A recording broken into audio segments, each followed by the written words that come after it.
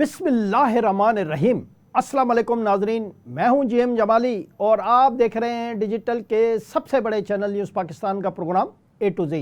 नाजरीन, आज की सबसे बड़ी और दिल खराश खबर यह है कि खुजदार में दहशत गर्दों ने बच्चों के स्कूल बस पर हमला करके इंतहाई घटिया, ओछा और इंसानियत से बहुत दूर बल्कि गिरे हुए का सबूत दिया है। खबर है कि बलूचिस्तान के इलाके खुजदार में स्कूल बस पर दहशत गर्दों की जानिब से हमला किया गया, जिसमें 4 बच्चों समेत 6 अफराद शहीद हो गए। ISPR के मुताबिक भारतीय स्पॉन्सर्ड दहशत गर्दों ने स्कूल बस को निशाना बनाया। दहशत गर्द हमले में 4 बच्चों समेत 6 अफराद शहीद हो गए हैं।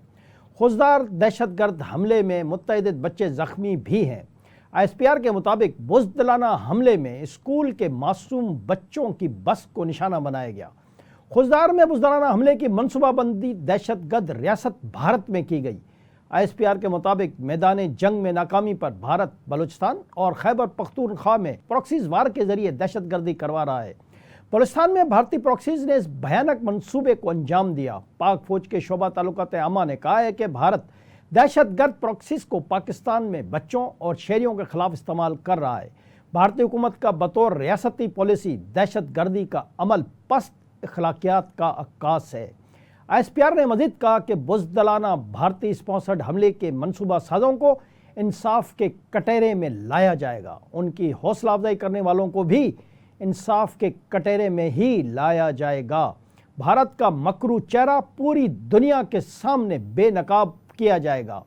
इधर वज़ीर आज़म शहबाज शरीफ ने खुजदार में दहशत गर्दों की तरफ से मासूम बच्चों को निशाना बनाने की सख्त अल्फाज में मज़म्मत की है। दूसरी जानिब वज़ीर आला बलूचिस्तान मीर सरफराज भुगटी ने कहा है कि खुजदार में बच्चों की बस को निशाना बनाना इंसानियत पर हमला है। कोयटा में मीडिया से गुफ्तगू करते हुए उन्होंने कहा कि भारत रियासती पॉलिसी के तौर पर दहशत गर्दी को फ़रोग़ दे रहा है। भारत बलूचिस्तान में अपने एजेंडों के ज़रिए दहशत फैला रहा है। वज़ीर आला बलूचिस्तान का कहना था कि भारत का मकरू चेहरा दुनिया के सामने बेनकाब करेंगे, दहशत गर्दी के हर मज़हर को जड़ से उखाड़ फेंकेंगे। मीर सरफराज भुगटी ने कहा कि पाकिस्तानी कौम और फ़ौज भारतीय साजिशों के ख़िलाफ़ मुत्तहिद है। नरम अदाफ पर हमले भारत की अखलाकी पस्ती ज़ाहिर करती है। जी नाज़रीन, army chief general Syed Asim Munir को फील्ड मार्शल बनाए जाने के हवाले से आज वज़ीर आज़म शहबाज शरीफ की तरफ से वज़ाहत की गई है कि आर्मी चीफ को फील्ड मार्शल बनाए जाने का फैसला मेरा यानी वज़ीर आज़म शहबाज शरीफ का था। सीनियर सहाफ़ियों से गुफ्तगू करते हुए वज़ीर आज़म ने कहा कि कोई भी फैसला करने से कबल नवाज शरीफ से भी मशावरत करता हूँ।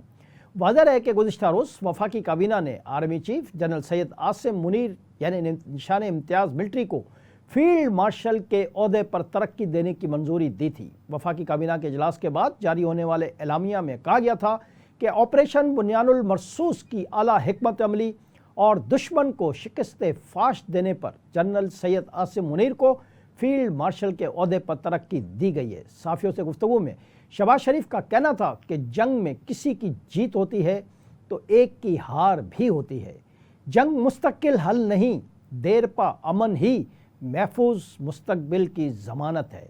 उन्होंने कहा कि पाकिस्तान और भारत के दरमियान जब भी दहशत गर्दी से मुतालिक मुज़ाकरात हुए, दोनों मुल्कों के कौमी सलामती के मुशीर ही करेंगे। वज़ीर आज़म का कहना था कि भारत अभी तक किसी तीसरे मुल्क में गुफ्तगू के लिए राज़ी नहीं, जबकि भारत किसी तीसरे मुल्क की मुज़ाकरात में शिरकत पर भी आमादा नहीं। वज़ीर आज़म ने कहा कि जंग के दौरान इसराइल ने भारत की खूब मदद की। श्रीनगर और दीगर मुकामात पर भारत ने इसराइली हथियार इस्तेमाल किए। शहबाज शरीफ का कहना था कि भारत से बातचीत के दौरान पाकिस्तान की जानिब से 4 अहम नुकात शामिल होंगे। भारत से मसला कश्मीर, पानी, तिजारत और दहशतगर्दी के हवाले से बात होगी। जी नाज़रीन, दूसरी जानिब दफ्तर खारजा के तर्जुमान ने कहा है कि वज़ीर खारजा इसाक डार ने चीनी वज़ीर खारजा से मुलाकात की, जिसमें जनूबी एशिया की सूरत हाल और 2 तरफ़ा ताल्लुकात पर तबादला ख्याल हुआ। तर्जुमान ने कहा कि इसाक डार ने पाकिस्तान की खुद मुख्तारी के दिफा पर चीन के ताउन का शुक्रिया अदा किया। पाकिस्तान चीन के कलीदी मफादात पर मुकम्मल हिमायत जारी रखेगा। इस मौके पर गुफ्तगू करते हुए वज़ीर खारजा इसाक डार ने कहा कि मसला कश्मीर का हल इलाकाई अमन के लिए नागुज़ीर है। چینی وزیر خارجہ چین وانگ ای نے کہا کہ چین پاکستان کا آہنی بھائی اور اسٹریٹجک پارٹنر ہے۔ چین پاکستان کے ساتھ تعلقات کو نئی بلندیوں تک لے جانا چاہتا ہے۔ چین پاکستان کی خود مختاری اور ترقی کے سفر کی حمایت جاری رکھے گا۔ ترجمان دفتر خارجہ نے کہا کہ دونوں وزرائے خارجہ نے دو طرفہ تعلقات پر اطمینان کا اظہار کیا۔ تجارت، سرمایہ کاری، زراعت اور صنعت کے شعبوں میں تعاون بڑھانے پر بھی اتفاق ہوا۔ سی پیک فیز 2 کی پیش رفت پر دونوں رہنماؤں نے اطمینان کا اظہار کیا۔ ترجمان کا کہنا تھا کہ سی پیک میں تھرڈ پارٹی شمولیت کے نئے مواقع پر بھی گفتگو ہوئی۔ علاقائی ترقی، امن اور استحکام کے لیے مشترکہ کوششوں پر بھی اتفاق ہوا۔ دونوں ممالک نے قریبی روابط اور تعاون جاری رکھنے پر اتفاق کیا۔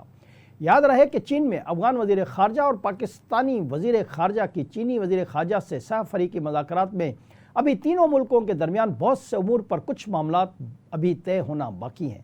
اس بات کا قوی امکان کیا جا رہا ہے کہ افغانستان کو بھی سی پیک کا حصہ بنا لیا جائے، بشرط ہے کہ افغانستان پاکستان اور چین کی طرف سے پیش کی گئی تجاویز کو قبول کر لے اور ان پر مکمل عمل درآمد کا وعدہ بھی کرے۔ واضح ہے کہ اگر افغانستان سی پیک کا حصہ بننے کے لیے تیار ہو جاتا ہے تو سی پیک پرامن طریقے سے مکمل ہونے کے امکانات میں بہت زیادہ اضافہ ہو جائے گا۔ جی ناظرین، جاتے جاتے یہ خبر کہ خیالی خبروں اور سپنوں کے غباروں میں اڑتے ہوئے بھارتی صحافی ارم گوسوامی اپنے ہی دام میں پھنس کر اوندھے زمین پر آ گرے ہیں۔ اس سلسلے میں بھارت سے بہت اہم خبر ہے کہ بھارتی صحافی ارم گوسوامی کے خلاف جھوٹی خبریں پھیلانے کے الزام میں مقدمہ درج کر لیا گیا ہے۔